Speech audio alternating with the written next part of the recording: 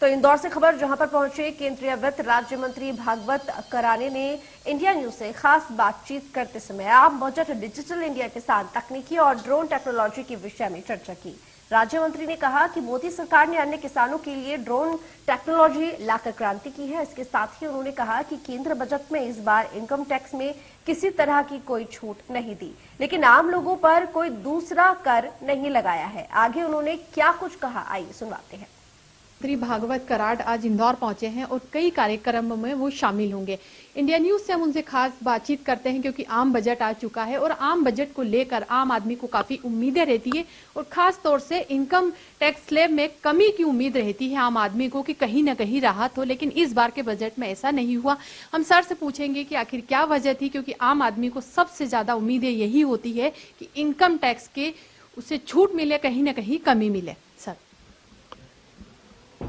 देश के अर्थ मंत्री श्रीमती निर्मला सीतारमण जी, इन्होंने लोकसभा में 1 फरवरी को बजट पेश किया और आपने पूछा है कि इस बजट में इनकम टैक्स में कोई सहूलत नहीं है।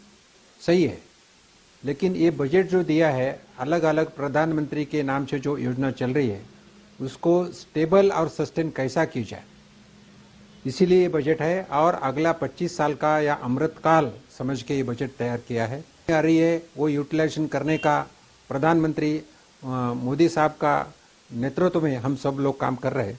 पर्टिकुलरली मैं बताना चाहता हूँ, डिजिटल बैंकिंग का इस बजट में प्रस्ताव दिया है। डिजिटल बैंकिंग करके 75 साल हमारे भारत देश को आज़ाद होके हो चुके हैं, इसलिए 75 डिस्ट्रिक्ट में डिजिटल बैंकिंग शुरू करने का डिसीजन हो चुका है। यह बजट में पेश किया है और उसी के साथ ये डिजिटल बैंकिंग के साथ डिजिटल रुपये भी आएगा।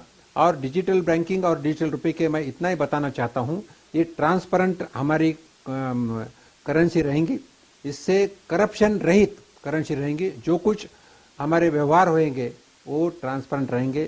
So digital currency, digital banking very important step हमारे इस बजट में है। ये बहुत सारी उपलब्धि है।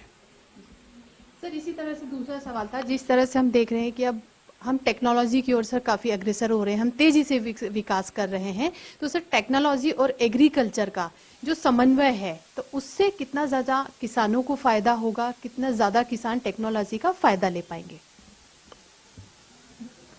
एग्रीकल्चर सेक्टर में टेक्नोलॉजी की बहुत सारे फायदे हो सकते हैं। उसी में पर्टिकुलरली इस बजट में ड्रोन टेक्नोलॉजी का यूटिलाइजेशन बताया गया है। ये ड्रोन टेक्नोलॉजी क्रॉप इंश्योरेंस के बारे में, उसी तरह लैंड रिकॉर्डिंग एंड डिजिटाइजेशन के बारे में यूज हो सकता है। और ये ड्रोन टेक्नोलॉजी के माध्यम से फर्टिलाइजर्स और इंसेक्टिसाइड्स का भी स्प्रेड भी कर सकते हैं।